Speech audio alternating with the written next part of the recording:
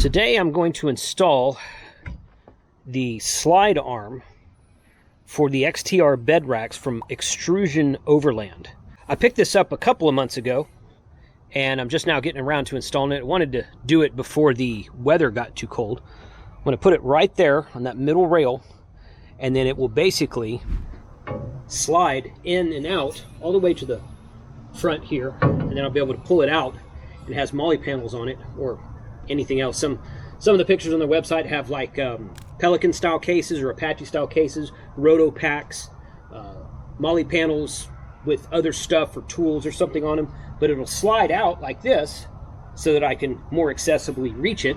I've got the decked drawer in here that slides out of the bed also, so this will be a nice accompaniment to it. Looking forward to seeing what it looks like.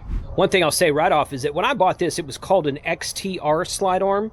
Now it's called an XTR1 slide arm. And additionally, they have a new version called an XTR3 slide arm. I have an XTR3 rack. The difference between the XTR1 and 3 is that the 3 has this middle bar for extra support between the back bar and the front bar. So the XTR1 has a front and a back and no middle support. So this one will obviously hold more because it's got more vertical supports than the XTR1 does. I got that because I have it on my F250, and it just made sense to have something that would hold more. It's 6.5 foot bed. But now this one, if you buy it on the web, if you go to the website, and I'll put a link in the description below, it says this is for an XTR1. So I emailed them and I'm like, hey guys, y'all changed the name of this thing. Will this work on my rack? And they're like, yes, it will. It'll still work on your rack, no problem there. They made the new XTR3 slide rail to be half of this size, so that it's only this long and it comes out probably not as far. But then if you have like something over here, like a case swing up arm or something like that, you can put extra stuff on it. So now you've got options. I didn't have that option when I bought this. This was, again, this was the only slide arm. I would have chosen this one anyway. I wanted the longer slide arm that would hold more stuff. So it surprised me when they changed the name of it to XTR1, but they assure me that it will work. And after watching their build video on their YouTube channel, I think that they're right. So we're going to put it together right now. First two are installed right here at the back of the rack. You want to make sure that there's no, they said in the video they want to make sure that there's nothing installed in this side of the rack because it's going to slide this way.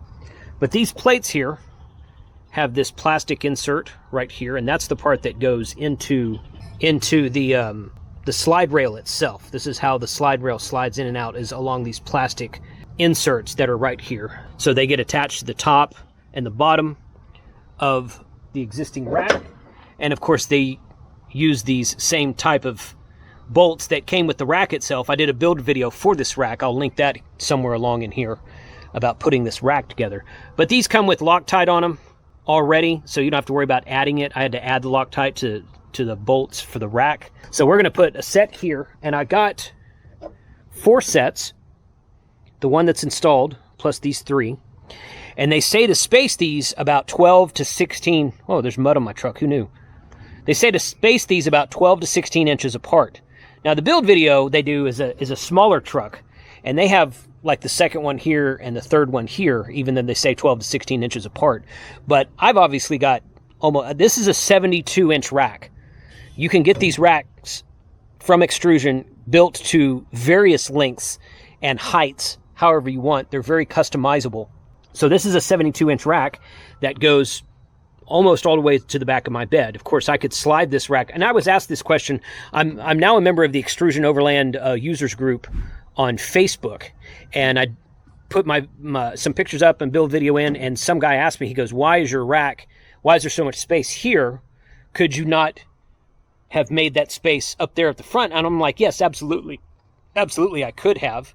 I could slide the whole rack back to this edge. I wanted the space in the back between the rack and the tailgate, and this is a 72-inch rack. I could have also gotten a shorter or longer rack if I wanted to. This is how I wanted mine installed. I haven't decided where I'm gonna put these yet. I may try to do some experimenting about how far to put it, because the way it has you add the second and third set will go right here, which I'm about to install. The last set goes on the rail itself, and you install them kind of in the opposite direction.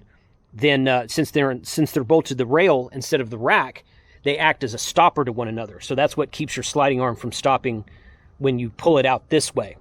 So since I have this arm in the middle, I'm going to have to decide where exactly I want it to stop. I want it to come out as far as I can, obviously, but there is the issue of how much weight I can put on it, how much support it's going to have when it's out all the way. I don't want to overstress it, so we're going to do some experimenting and see what this looks like. All right, we've got the rail in here, and this is how it slides back and forth. 1, 2, and 3, and then it goes all the way in like this. And it has a stop plate that I'll put on later, all the way down here. Now, what you're supposed to do according to their build video, also says it's a DIY kit, and they say that several times, and I take that to mean that, hey, you might be able to customize this yourself. So what I've figured out is that, what you're supposed to do is you're supposed to take the last one. These are bolted here to the bed rack, okay? And then they have these plastic inserts where the rail slides on. With the very last one that goes on the end, you're supposed to bolt it to the rail, and then that is supposed to act as a stopper when it butts up against that. Now, the problem is that I have this rail here, okay? And I can use that as a stopper. So if I do that and bring it out all the way here, about right there, well, yeah, about right there, okay? So that's about where it would be. Now you can see this only comes out. Here's the tailgate into the bed, and it comes out, I don't know, maybe from the back of the bed, maybe a little over a foot. From the back of the rack, maybe 1.5 feet, something like that. Okay, and then you've got all that space in there. Now, the stuff that's mounted to the molly plates inside of that is going to be easier to access. I can put the tailgate up and reach it easier than I would without that. But that's still, for as long as this slide arm is, it didn't come out very far. So what I think I'm going to do, I've been looking at this for the last few minutes, and I think what I can do is move these, like this one right here, I've got this loose right here. So move these back, move this one back here to where the slide arm can come out a little bit further. Take these last two that are supposed to attach to the bar here, and instead attach them somewhere down here. Okay, because if you look, if I slide this bar all the way in, that's about right. It kind of hangs down like that right there. Okay, so if I had another one right here, it fits nicely behind the molly panel. It'll be tucked up into it right there, and it'll ride a lot better like that when you're driving. And then when you pull it out, you won't have a stop, and I'll just know that because I'm the one who built it, but I'll be able to pull it out basically, and I'm going to move this down to right here. I'll be able to pull it out that far. In fact, if I keep pulling it, it'll just come out all the way, and I'll just know that. You're not going to drive with it pulled out anyway, so I'm not worried about that. It's only going to be pulled out when you're at the campsite or at somewhere you want to access something in here, and I'll be able to pull it out farther that way by mounting it in this different direction. So that's what I'm going to do. And the good thing is that if I mount it that way and use it for a couple weeks and decide that it's not working correctly, or there's something I don't like about it, I can change it. This is not being welded down here. These bolts are completely, you can unbolt this and move this around, that kind of thing. So I'm going to try it this way and see how it works. All right, that is reconfigured here. I've got the last one down there. It pulls out, it kind of drops down a bit, but then I can realistically pull it out to about right there, where I've still got the support of all three brackets here. Okay, and now we're out, I don't know, almost 2 feet from the back of the bed, and another, maybe 10 inches from the back of the rack. A lot more accessible, usable space outside of the truck now. Something else that the build video I saw, they said to get your own bolt and put a stop in here so that when you slide it in all the way, this, okay, there we go. I have to watch that each time. That's not a problem. So when you slide in all the way, you put a stop bolt here to tighten it down when you're driving, so it doesn't slide out when you accelerate.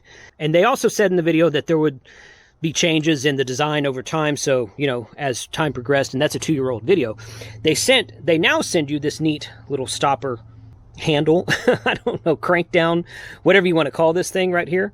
So you take this bolt that's in it right here, and slide it in here. And then that goes through this. I'm gonna have to take this off because I didn't realize exactly how that went together, because that wasn't in the original build video. And then this slides into here, tightens down there, and this will tighten down the rack when it is fully pushed into place so that you can drive around and it won't wiggle on you. It is working.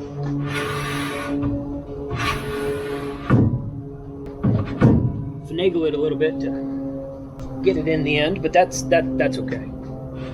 All the way to the back, and the crank down right there holds it in place. They also gave us a little plate that goes on the end here that kind of finishes it off, makes it look nice. The crank down handle is working well right there. It's going all the way down to this last plate where the last support plate for it here, and then it finishes off right there. They gave me a couple of like push pin plastic inserts to cover those holes up, but nothing to cover this. So I don't know exactly what that's supposed to do. And in the build video, they say to put a piece of zip tie. This end cap is different in the build video, but they say to put a piece of zip tie behind it and kind of make a makeshift handle. I thought that was a little bit hokey. I didn't like that, so I didn't put anything back there. There's not really a gap back there for a piece of zip tie anyway. But what I can do is I can probably find something. I mean, you know, it's not hard to just grab this right now like this.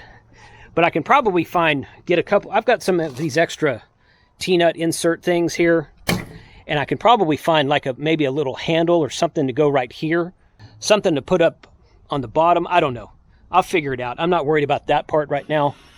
It's working pretty well. It's nice and level. Well, level. It's nice and sturdy, I should say. And then I can pull it out all the way just once more. It's going to kind of drop a little bit after that last one. Pull it out to about right there, and then it comes out that far from the bed.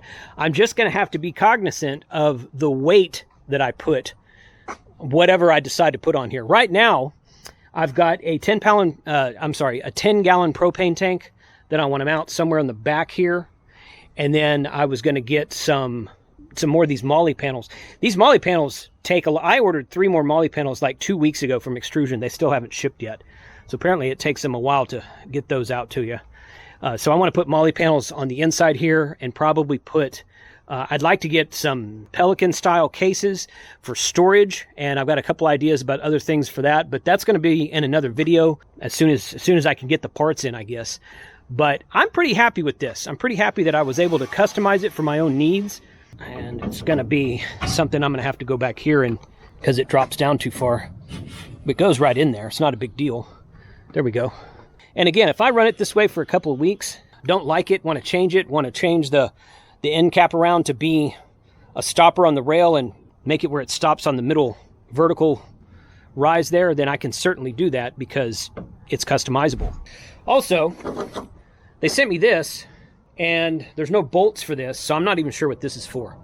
It's a aluminum plate with 4 holes in it. It would fit perfectly right here. The guy in the build video had one on the outside of his rack for some reason. I don't know what, I mean, I guess added stability maybe. I don't know what the purpose of that is, but I don't have any bolts for it because they didn't send any bolts with it. They did send me a Rotopax mounting kit, so I can mount a Rotopax bottle up there, and I might get a little 1 or 2 gallon diesel Rotopax bottle for my diesel heater, because I've got my big VP Racing Fuels fuel can in there already.